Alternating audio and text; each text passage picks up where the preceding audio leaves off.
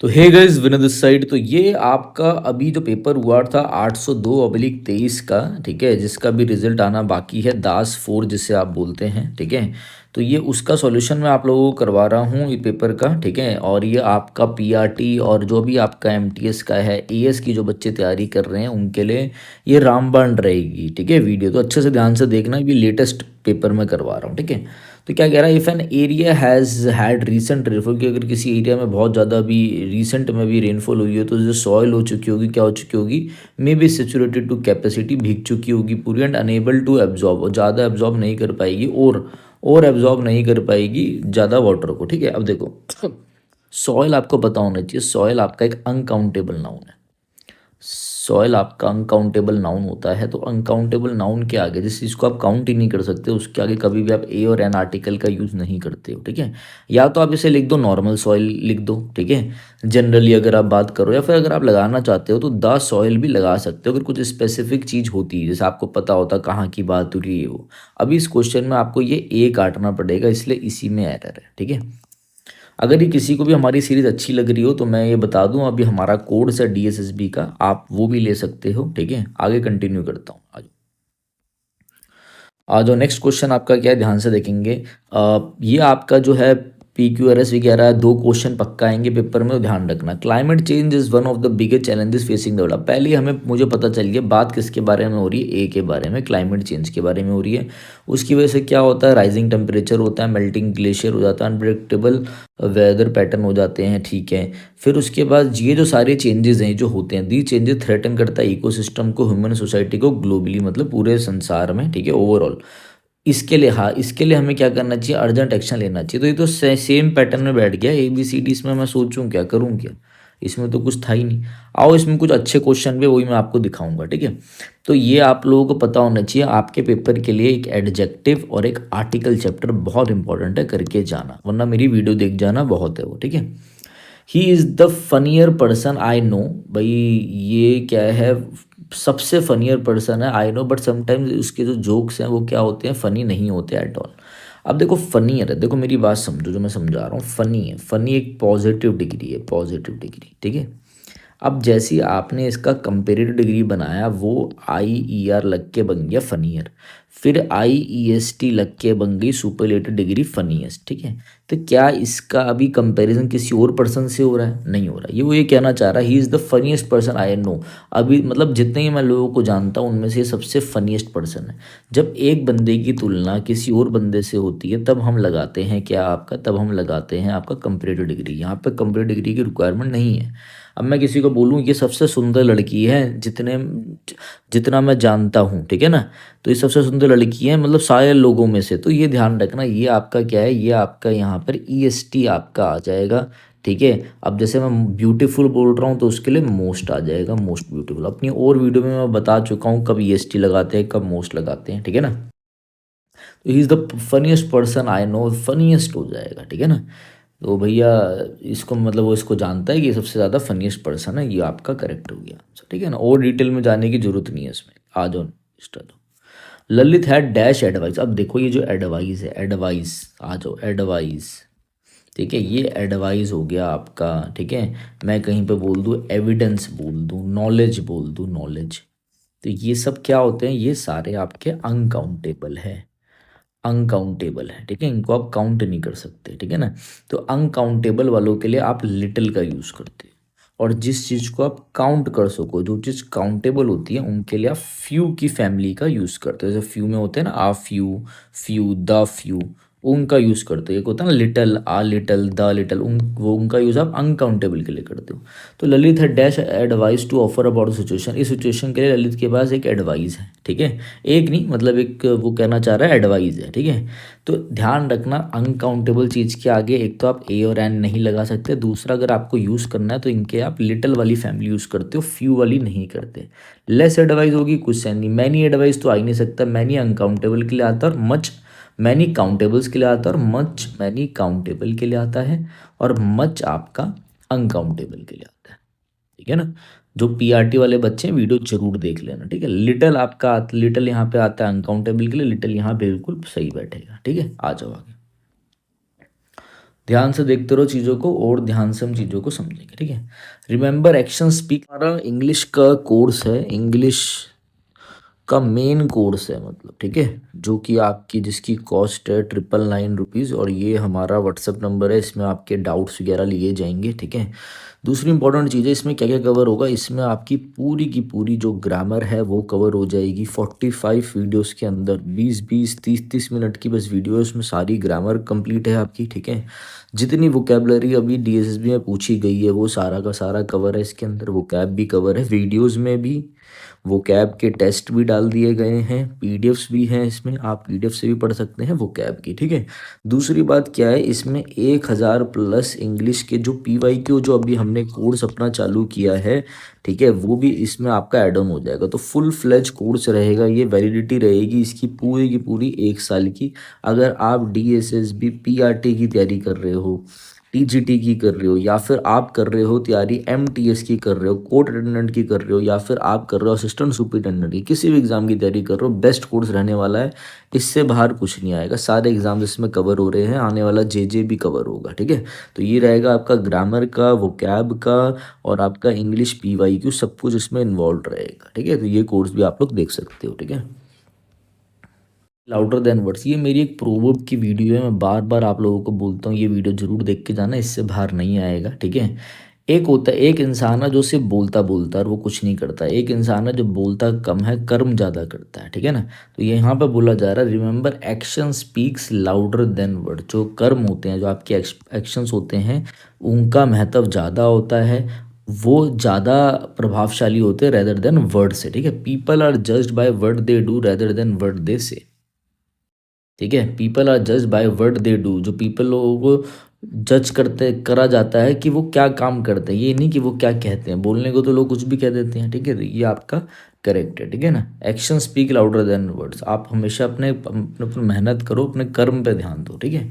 आ जाओ भाई, the dash dog barked loudly at the strangers. अब यहाँ पे क्या होता है, आपको ध्यान रखना है, एडजेक्टिव चैप्टर का ये आपको ध्यान रखना है, जो साइज होते हैं ना, एडजेक्टिव ऑफ साइज, साइज वाले जो होते हैं वो पहले आएंगे और बाद में एडजेक्टिव ऑफ कलर वाले आएंगे, ठीक है। ये चीज़ ध्यान रखना, ठीक है। जैसे मैं बोल दूँ, यहाँ पे मैं बोलूँ, ऐसे मैं आपको बोलूँ, येलो, येलो स्मॉल नाइफ, तो नाइफ तो एक नाउन हो गया, मगर ये स्मॉल किसी चीज़ की विशेषता बता रहा है, ये भी एडजेक्टिव है। कौन सा कलर है विशेषता बता रहा है, ये भी एडजेक्टिव है। ये एडजेक्टिव ऑफ साइज है, कलर है, तो आपको पता होना चाहिए ऐसे पैटर्न में हमेशा पहले साइज आएगा। तो साइज तो स्मॉल है, तो आप कैसे लिखोगे उसको, स्मॉल, फिर कलर वाला आएगा स्मॉल येलो, और फिर जिसकी बात हो रही है नाउन की वो लिख दोगे नाइफ, जिसकी ये सब विशेषता बता रहे हैं, स्मॉल येलो नाइफ, ठीक है। तो साइज पहले आएगा। अब आ जाओ यहाँ पर, द डैश ब्लैक, ये तो कलर है, कलर पहले नहीं आता, कलर पहले नहीं आता, साइज आएगा। ब्लैकर, फिर ईयर क्यों लगा रहे हैं हम, कंपैरिजन हो रहा है किसी का किसी से, नहीं। तो नॉर्मल हमें पॉजिटिव डिग्री चाहिए, पहले साइज आएगा और फिर कलर आएगा। तो the big black dog barked loudly at the strangers, ठीक है। कल क्लियर हो गई बात, आ जाओ आगे यार। नेक्स्ट, आर के साथ आपको पता है, आर के साथ, ठीक है, हमेशा हम एन का यूज़ करते हैं, तो यहीं से कहानी ख़त्म हो गई, ठीक है। यही ऑप्शन था, यही आंसर होगा। He waited an hour to meet a university officer. देखो यूनिक, ये जब भी यू एन आई आता है ना, ये यो की साउंड देते हैं, यूनिक, ठीक है, यूनिक, यूनी, ठीक है, यूनिवर्सिटी, यूनिवर्सिटी, ये इसकी हकीकत होती है, ठीक है। तो ध्यान रखना, यू एन आई वाले पैटर्न में आपको ए ही यूज़ करना है, ए ही यूज़ करना है। ये नहीं कि आपने वॉवल देख लिया, हमेशा वॉवल की साउंड पे जाओ, ठीक है। यूनिवर्सिटी, यूनिक, ऐसे यो की साउंड होती है, यो की साउंड। तो एन यहाँ पे ए आ जाएगा, ठीक है। आ जाओ, he solve dash equation within dash, फिर आर आ गया, एन आएगा, क्या इसमें है, इसमें ये ऑप्शन कट गया, ये ऑप्शन कट गया, ये दो बचे। इक्वेशन, एक आ ई ई ए इक्वेशन, इक्वेशन में भी वॉवल की साउंड है, तो he solve an equation with an hour, ये हो गया आपका करेक्ट, ठीक है। नेक्स्ट आ जाओ, शी इज़ द, मैंने आपको कई बार बताया, अगर आपको बोलना है कि सबसे ब्यूटीफुल लड़की है तो आप कैसे बोलोगे, मोस्ट ब्यूटीफुल, सही बात है। अगर आपको बोलना है सबसे इंटेलिजेंट है कोई, सबसे इंटेलिजेंट भाई, सब में से सबसे इंटेलिजेंट, तो भी आप मोस्ट का यूज़ करते हो सुपरलेटिव के लिए। 10 बार बता चुका हूँ मैं, 10,000 बार बता दिया। तो यहाँ मोर कैसे लग गया, ये मोर से बनता है, ये तो कंपेरेटिव है। अगर आपको उसको सुपरलेटिव बनाना तो वो मोस्ट लग के बनता है। She is the most intelligent of all her classmates, ठीक है, आ जाओ। Despite his efforts his arguments were ignored completely, ठीक है। उसके इतने एफर्ट्स के बाद भी जो उसके आर्ग्यूमेंट्स थे उनको इग्नोर करा गया। तो आ जाओ जरा अच्छे से देखते हैं, ठीक है। Walk walk on egg shells का मतलब होता है किसी भी काम को एकदम केयरफुली करना, carefully, to do something carefully, ध्यान से किसी काम को करना, ठीक है। लॉस्ट इन ट्रांसलेशन का मतलब है कि आपने इंग्लिश से हिंदी बना रहे थे और वो बनाते टाइम, या हिंदी का इंग्लिश बना रहे थे तो आपने कुछ शब्दों की गलती करी ट्रांसलेशन में, तो मीनिंग खराब हो गया। Hit the nail on the head का मतलब होता है to do exact right thing at right time, बिल्कुल सही टाइम पे चीज वो करना, ठीक है, टाइम।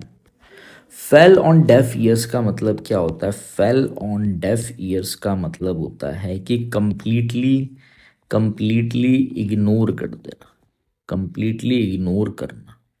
तो ऐसे हम इसको इंग्लिश में बोल सकते हैं, टू इग्नोर कंप्लीटली, ठीक है, कंप्लीटली। या फिर हम इसे बोल सकते हैं not paying attention, not paying attention. ध्यान रखना, अच्छा इडियम है, यही आपका आंसर हो जाए। आ जाओ भाई, आगे आ जाओ। Someone who never drinks alcohol, जो कभी दारू नहीं पीता, उसे हम बोलते हैं teetotaller, teetotaller, teetotaller, teetotaller नहीं है, टी टॉटलर।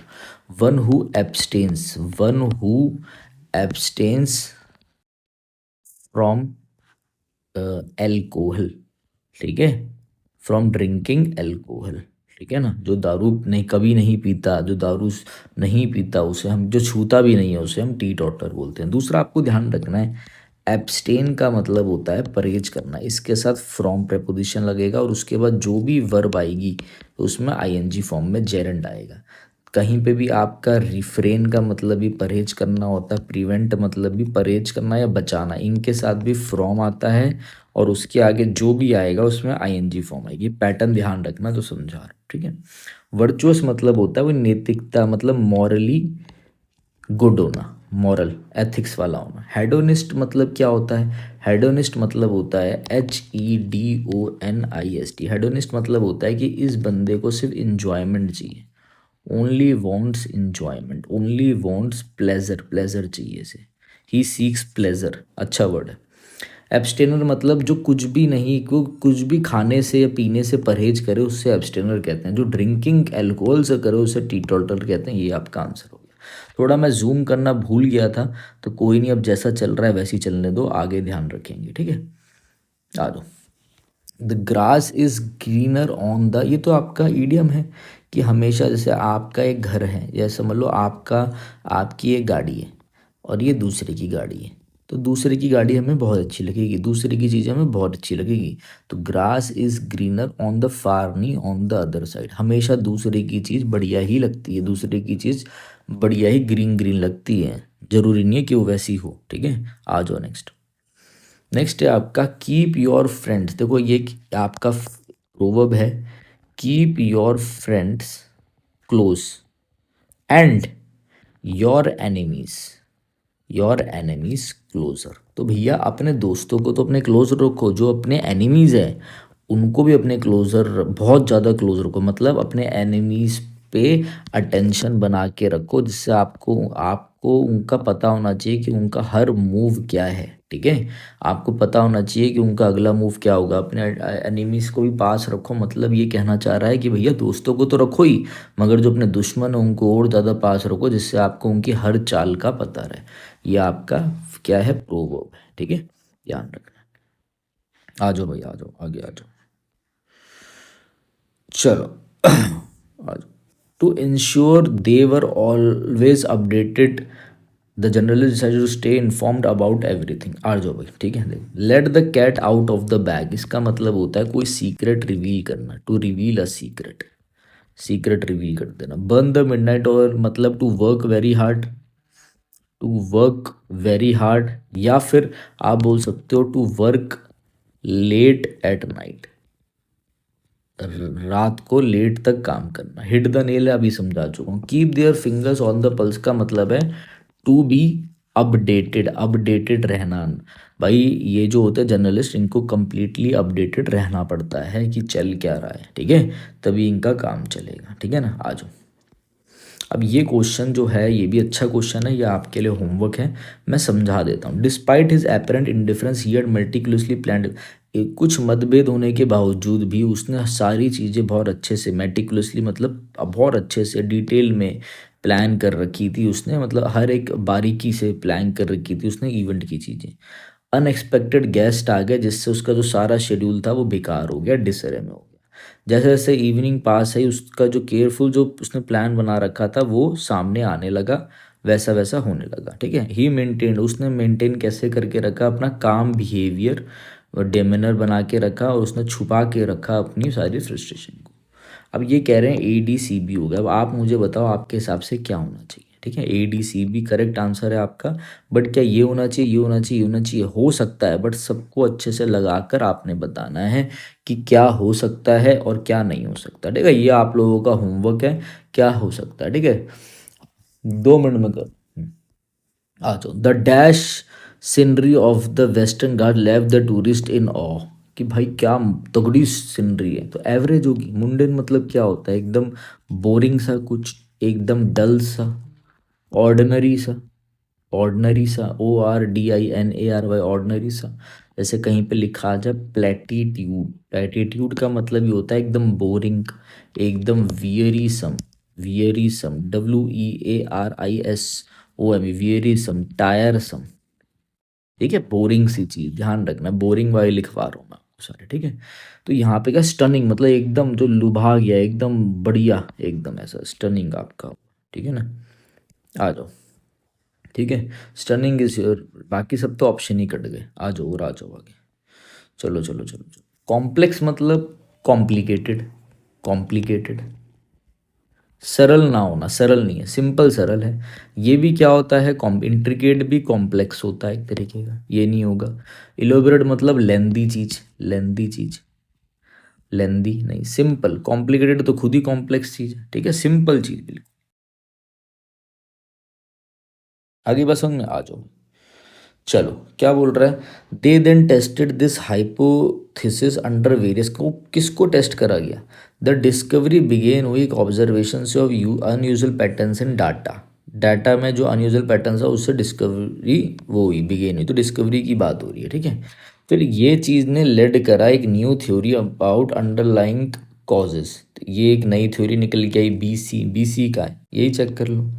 और कुछ भी अभी कहीं आ रहा हो नहीं आ रहा, ओपनिंग मिली नहीं रही, फिर ये चलो देन टेस्टेड दिस हाइपोथेसिस, तब उन्होंने टेस्ट करा, उसके बाद रिजल्ट आया, भाई टेस्ट के बाद रिजल्ट ही आता है, खत्म हो गया।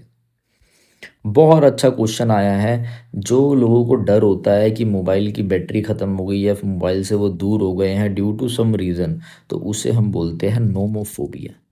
जब आपको मोबाइल मोबाइल से दूर होने का डर हो, ठीक है, नोमोफोबिया। एमिटोफोबिया का मतलब होता है वॉमिटिंग का डर, फियर ऑफ वॉमिटिंग, कि यार वॉमिटिंग ना आ जाए मुझे, ये क्या होता है, फ़ोन से दूर। जीनोफोबिया क्या होता है, जीनोफोबिया, जो बच्चे ने हमारा DSSB का बैच ले रखा है ये वाला, उसे पता है हमने सारी वोकेबलरी करा रखी है, ये भी करवा रखा है मैंने सब, ठीक है। जीनोफोबिया मतलब होता है फियर ऑफ स्ट्रेंजर्स, स्ट्रेंजर से डर, ठीक है, ध्यान रखना। एरेक्नोफोबिया, एरेक्नोफोबिया होता है भैया, फोबिया मतलब डर, फियर ऑफ किसका, फियर ऑफ स्पाइडर्स, स्पाइडर्स से, ठीक है, स्पाइडर्स से। आ जाओ। डिस्टिंक्टली का मतलब क्या है, डिस्टिंक्टली का मतलब होता है क्लियर्ड वे, क्लियर्ड वे, ठीक है।